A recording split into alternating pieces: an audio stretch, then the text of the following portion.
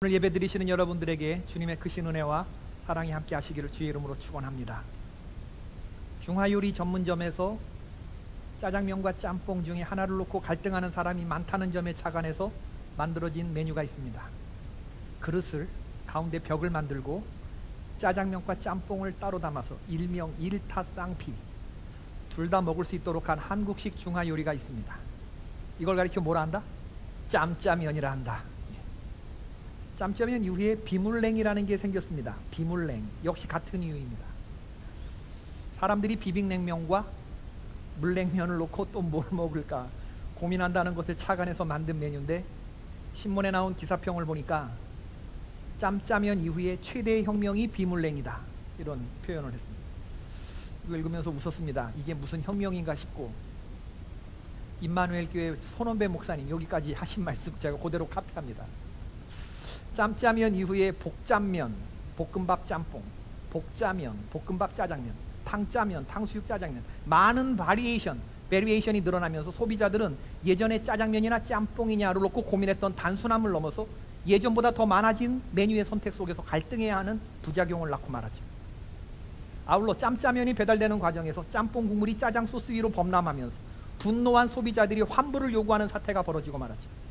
일부 야심찬 업주들은 두 가지 메뉴를 넘어서 짜짬복, 짜장면, 짬뽕, 볶음밥, 이 쟁반 같은 그릇에 칸을 세 칸을 나눠서 짜장면, 짬뽕, 볶음밥을 한꺼번에 놓는 것입니다. 탕짬짜, 탕수육, 짬뽕, 짜장면 등 세 가지를 콤보로 출시하는 야심작을 선보였고, 이런 움직임에 대해서 짬짜면을 선택하는 사람들은 비겁한 사람들이다 라고 하는 영화 실미도의 대사가 사람들의 마음을 깊이 공감하게 되었죠. 짬짜면의 출시를 두고 진정 국민이 원하는 바를 실현한 화합과 화해와 융합과 통섭의 정신이 발현된 것이다 라고 평가한 사람이 있는가 하면, 이는 단일민족 정서에 역행할 뿐만 아니라 선택에 더 큰 혼란을 야기한 야합이다 라고 평가한 정당도 있었지. 이렇게 중화요리 업계에서 부는 논란이 계속되는 가운데, 진정한 혁명은 한 가지 재료를 가지고 두 가지 맛을 창출한 양념 반 프라이드 반이야말로 진정한 승자가 아니냐 평가가 설득력을 잇고 있다고 합니다. 이게 믿거나 말거나 짬짜면은 진정한 혁명이고 비물냉 혁명이다, 이런 생각을 하면서 제가 한번 생각해 본 거예요. 졸려온 시간이니까. 여러분, 진짜 혁명이 뭘까?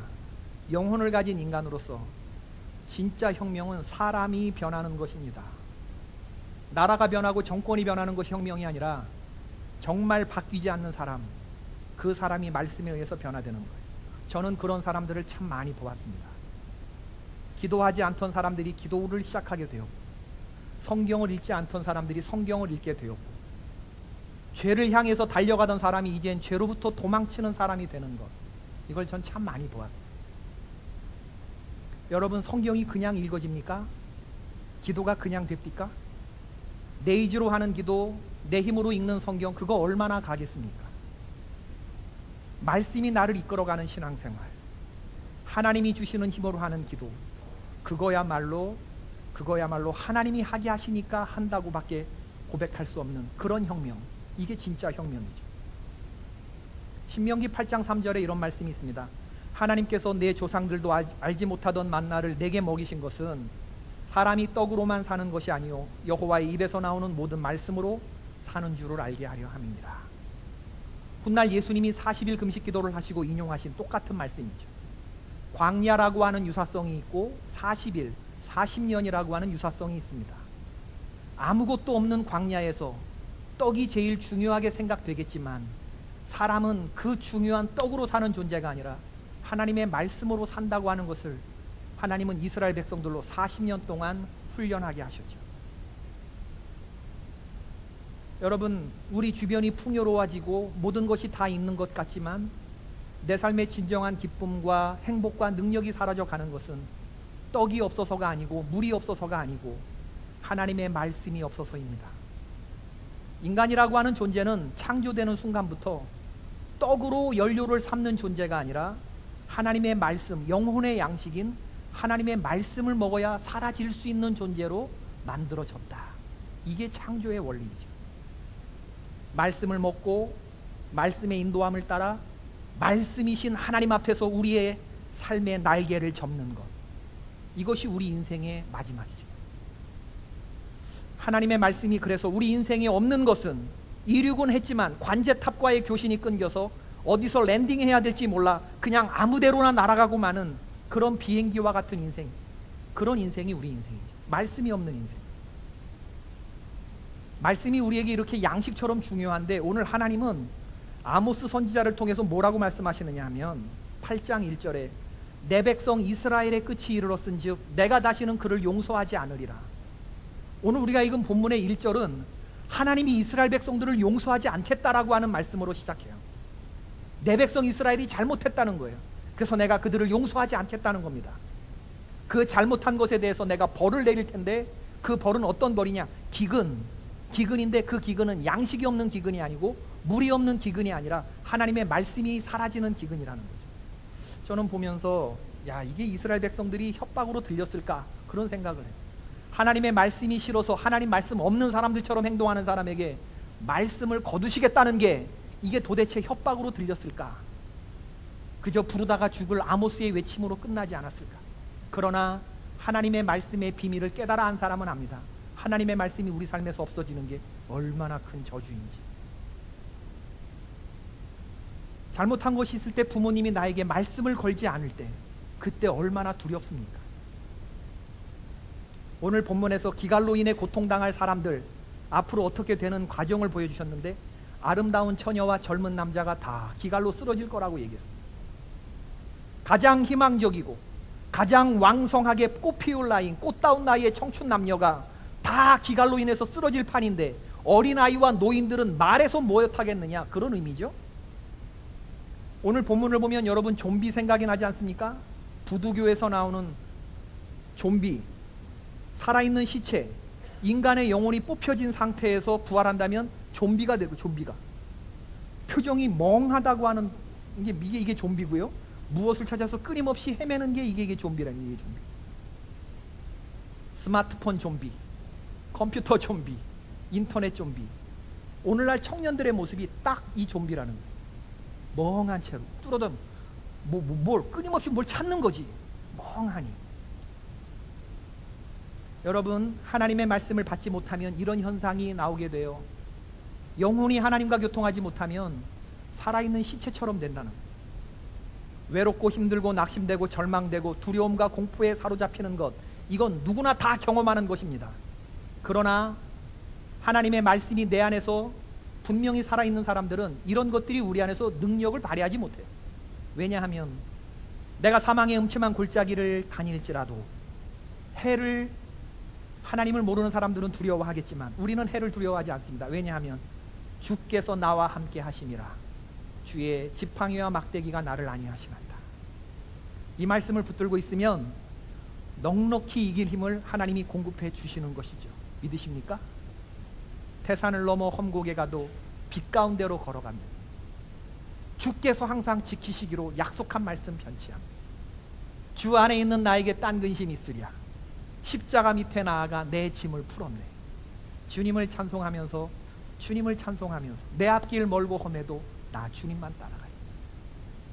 인생이 힘들고 어려운 모든 순간들을 우리의 부모님들은 다 그렇게 극복하고 하지 않았습니까? 사방천지가 이 말씀이 없으면 다 두려워지는 거지. 공황장애, 우울증, 현대인들을 덮치는 많은 삶의 문제들은 하나님의 말씀의 빛이 우리 안에서 꺼지면 사방 우수마발이 다 두려운 존재가 되는 것이죠. 하나님이 왜 우리에게 이렇게 말씀의 기갈에 저주를 내리시느냐? 이건 말씀의 중요성을 깨닫지 못하는 우리들을 깨닫고 돌아오게 하시려고. 오늘 하나님의 백성들이 어떻게 행했느냐를 보면 저들이 하는 생각과 마음과 말들이 전부 다 이게 하나님의 사람들이 아닌 거예요. 가난한 자를 삼키며 땅에 힘없는 자를 망하게 하려는 자들아, 이 말을 들으라. 아모스 8장 4절부터 6절인데 너희가 이르기를 월삭이 언제 지나서 우리가 곡식을 팔며 안식일이 언제 지나서 우리가 밀을 내게 할꼬, 에바를 작게 하고 세계를 크게 하여 거짓 저울로 속이며 은으로 힘없는 자를 사며 신 한 켤레로 가난한 자를 사며 찌꺼기 밀을 팔자 하는도다.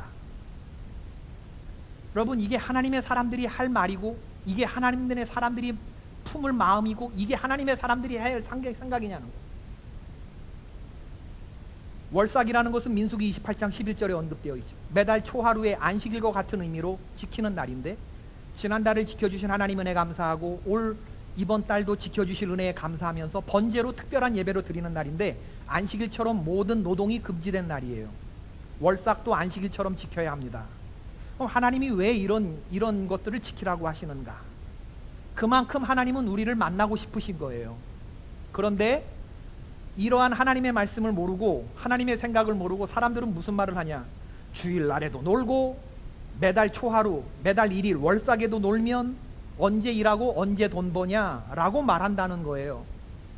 월삭이 언제 지나서 우리가 곡식을 팔며, 안식일이 언제 지나서 우리가 밀을 내게 할고, 이런 마음으로 산다는 거예요. 놀 거 다 놀고 언제 돈 버느냐 하는 마음으로 그렇게 살아간다는 거죠. 그것뿐만 아니라 밀을 팔면서도 소비자가 보는 저울과 주인이 보는 저울이 달라요. 저울을 속이고 있습니다. 에바를 다르게 하고 세계를 다르게 해요. 가벼운 걸 달아나고도 무겁게 들려서 소비자들이 돈을 많이 내게끔 만들었어요. 이게 하나님의 사람들이 하는 일이냐? 이렇게 하는 것은 이건 만몬을 섬기는 거라는 거죠. 아모스의 선지자의 눈으로 보면. 일을 하지 않으면 수입이 줄어들죠. 그러나 우리는 수입이 줄어드는 걸 감수합니다. 왜냐하면 우리는 이것을 수입을 포기한다고 말하지 않아요. 하나님을 선택했다고 말합니다. 우리는 포기한 것으로 내가 어떠한 사람인가를 하나님 앞에 보이는 거죠. 하나님께 나아가기 위해서 세상을 잠깐 떠나는 것입니다. 영국의 웨일즈 채플 앞 노변 강단에는 이런 안내판이 걸려 있다고 해요. 다 같이 따라해 봅시다. 큰 소리로. 당신이 도착할 곳은 당신이 달리고 있는 속력보다 중요하다. 그렇죠? 우리가 도착할 곳을 알고 달리는 것은 우리가 달리는 속력보다 중요하다는 거예요. 그러면 조금 늦게 가면 어떻습니까? 조금 덜 벌면 어떻습니까? 덜 벌면 덜 먹으면 되는 거지. 방향만 올바르다면, 바른 길을 가고 있다면 이게 뭐가 문제가 되겠습니까? 하나님을 예배하고자 하는 성도의 결단이 적은 수입을 가져다 줄 수는 있습니다. 그러나 우리는 감수합니다. 왜냐하면 우리는 적게 먹는다고 생각하지 않아요. 풍성한 하나님의 말씀을 먹었다고 말합니다. 이건 손해라고 말하지 않습니다. 우리는 하나님 앞에서 남는 장사를 했다고 우리는 고백하는 사람들이죠.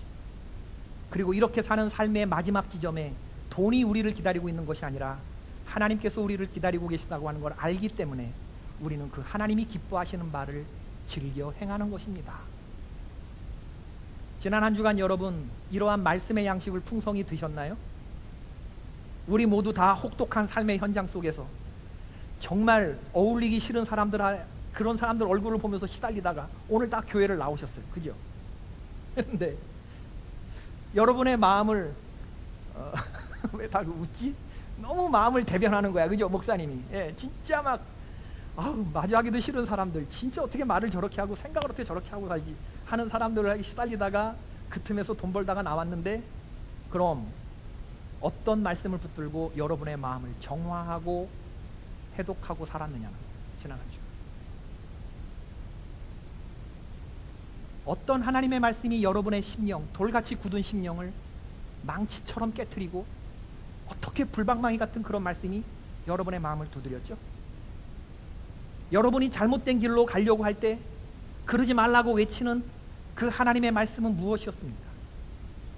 어떤 살아있는 하나님의 말씀이 십자가 앞으로 달려나가 여러분을 하고 무릎을 꿇게 만들었습니까? 찰스 빈이라고 하는 안티크리스찬 청년이 있었어요. 이 청년의 직업은 법률 사무관이었는데, 판사의 법률 판단에 자꾸 성경 얘기가 언급되는 걸 보고 단지 자기의 직업적인 일을 좀 더 잘하기 위한 직업적 충동으로 이 찰스 빈이가 성경을 읽기로 결심해요. 그 결심을 연초에 했는데 그해 10월 달에 강력한 회심을 체험합니다. 그리고 이렇게 썼어요. 나는 주님의 발 앞에 쓰러져서 내가 할 수 있는 모든 회개를 다 하였다. 나는 주님의 두 발을 나의 눈물로 온통 다 적시어 놓았다. 성령이 내게 임하였을 때 마치 전류의 파장이 내 온몸을 꿰뚫고 흐르고 또 흐르는 느낌을 받았다. 성령의 사랑이 내게 밀려왔다. 성령의 파도가 계속해서 밀어닥칠 때 나는 감당할 수가 없었다. 이런 체험을 하고 나서 3년 뒤에 안수를 받는데, 목사 안수를 장로교에서 받고 난 후에 다시 7년 뒤에 뉴욕의 로체스터라고 하는 곳에서 부흥 집회를 열었을 때 로체스터 전체 시민의 10분의 1이 회개하고 주님 앞에 돌아오는 놀라운 성시와 운동이 찰스 피니로부터 시작이 돼요. 사도행전에서 바울의 전도를 받고 에베소 전체에 점치던 사람들이 그 마술책을 가져다가 불태우고 에베소 도시 전체가 성시화되었던 일들이 1830년에 그대로 뉴욕의 로체스터에서 일어나는 거예요. 말씀에 사로잡힌 한 사람이 얼마나 파워풀한 힘을 발휘할 수 있는지를 보여주는 케이스. 우리 교회 새벽 예배에 다른 교회 성도님들이 출석을 하는데 뭐 그런 일 있잖아요, 그죠? 매 주마다 이쪽에 앉는 분들은 전부 다 다른 교인들입니다. 우리 새벽 예배 때 아시지? 최근에 40대 중반의 남자 집사님 2분이 나오셔서 기도하는데, 한 분은 엔지니어고 다른 한 분은 산호세 스테인 유니버시티의 대학 교수예요. 2분 다 서울대 출신입니다. 하루는 기도 끝나고 제가 집에 가려는데 밖에서 2분이 가지 않고 저를 기다리면서, 목사님 저희들과 커피 한잔 하시겠습니까? 그래서 제가 그러자고 그러고 스타벅스를 갔습니다. 갔더니 당신들 소개를 하는데 듣고 보니까 한 분이 다른 한 분을 전도한 거예요. 교수님 집사님은 1년 전까지 불교에 심취하신 분이었는데 대학생 때 YM 예수전도단 출신의 또 다른 집사님이 이 교수님 집사님을 전도한 거예요.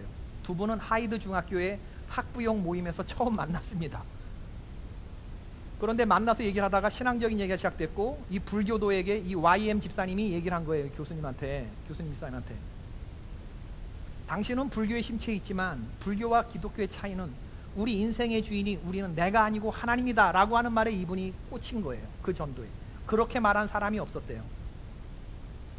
40년 넘도록 불교에 심취해 있었는데 이분의 마음, 내 인생의 주인이 내가 아니라고 하는 말 하나에 꽂힌 거예요. 그리고 갈라디아서 2장 20절의 말씀, 내가 그리스도와 함께 십자가에 못 박혔다, 이제는 내가 사는 것이 아니라 내 안에 그리스도께서 사신다, 이 말씀을 성경을 보고 딱 보는 순간에 이게 꿈틀거리는 말씀으로 내 안으로 들어오더라는 거예요. 우리는 늘 보고 늘 듣는 말씀인데,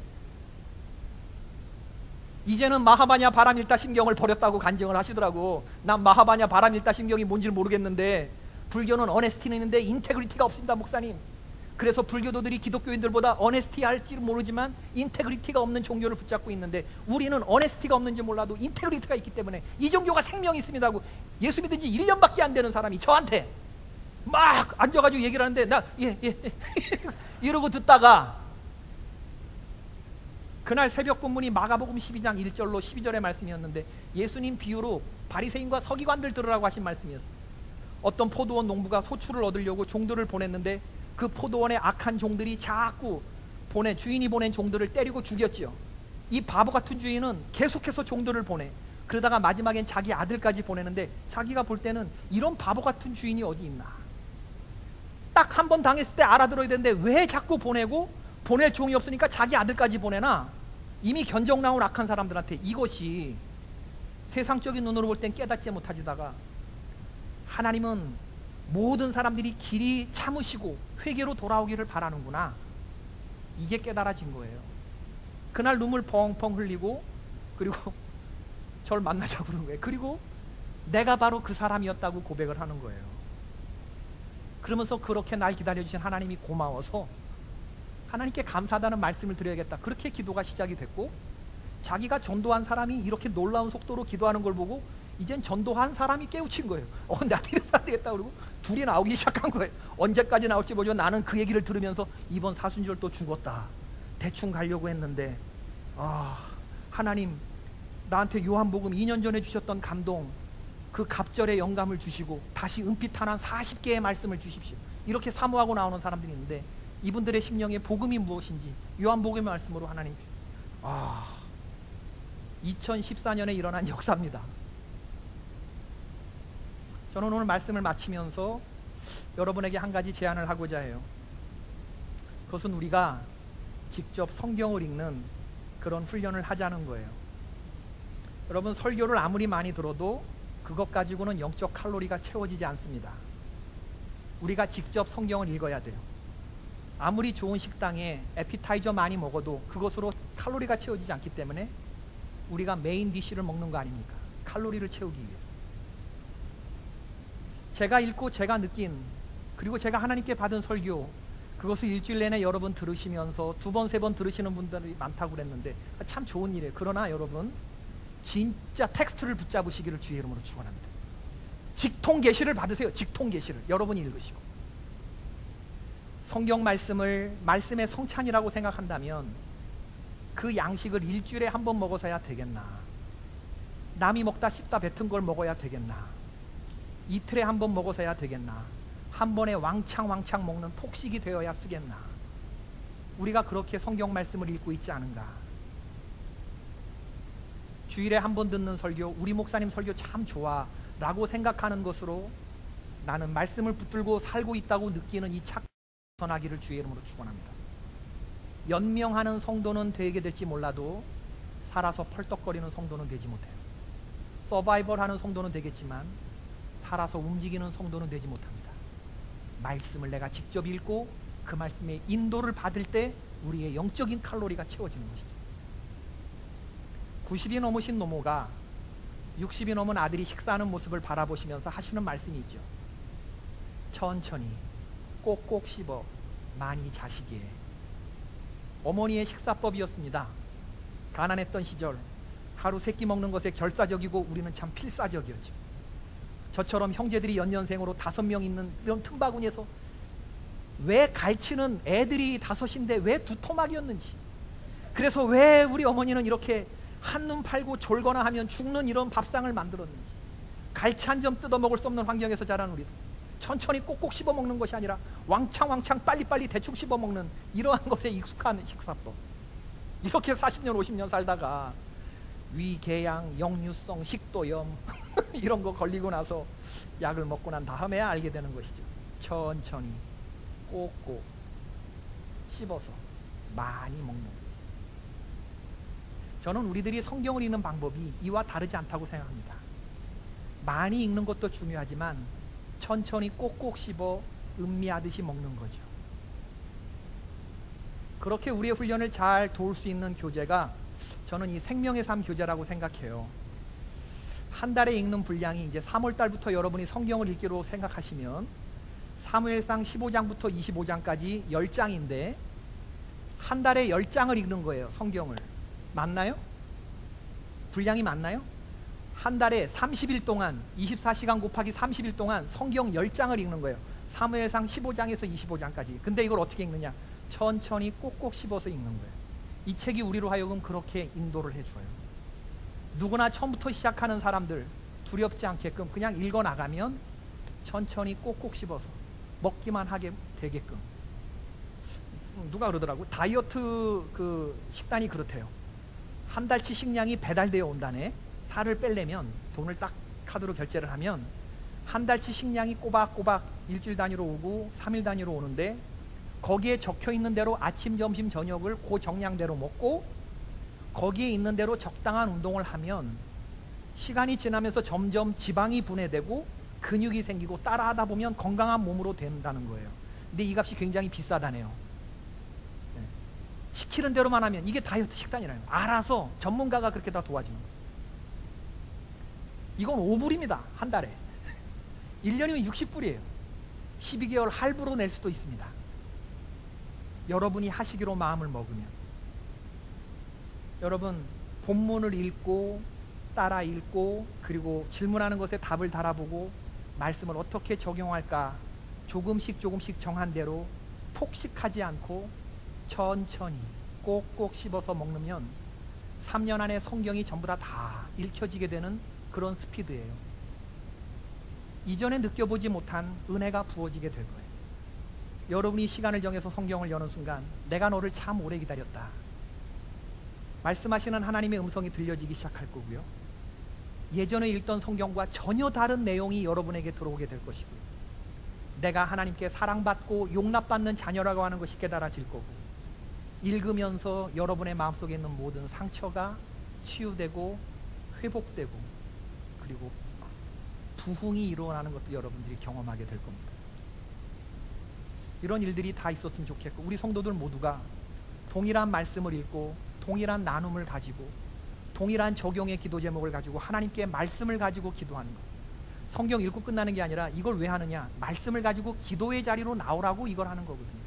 하나님, 사무엘상에 나오는 여러 많은 사람들의 얘기를 통해서 오늘 내가 어떤 삶을 살기를 원하시는지 말씀해 주시는군요.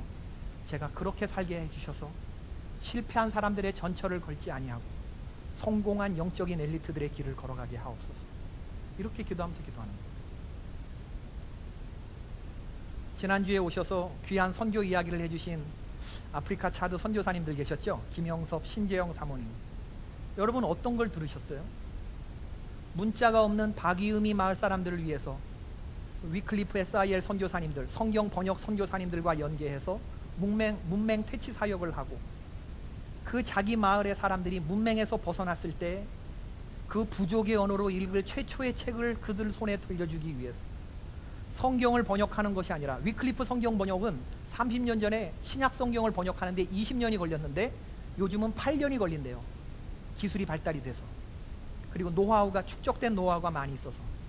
그런데 연대기적 성경을 만나면 4년 안에 해석이 가능하다는 거죠. 연대기적 성경이라고 하는 건 성경을 번역하는 건 아니지만 구약 창세기서부터 출애굽기, 레위기, 민수기, 신명기, 요한계시록까지 주요한 사건을 질문하고 그 질문에 대답하는 형태로 만들어지는 그러한 성경이거든요. 성경 완역이 아니라. 이런 거를 그 사모님, 무슨 링귀스틱 전공하신, 언어학 전공하신 사모님도 아닌데 크리스찬 에듀케이션 전공하신 사모님이 위클리프 선교사님하고 기도하시면서 그렇게 한 말씀 한 말씀을, 성경 말씀을 읽으면서 그런 사역을 한다는 얘기를 들으면서 굉장히 감동이 되는 거예요. 야, 그러면서 우리들의 모습이 보여지는 거예요. 우린 어때?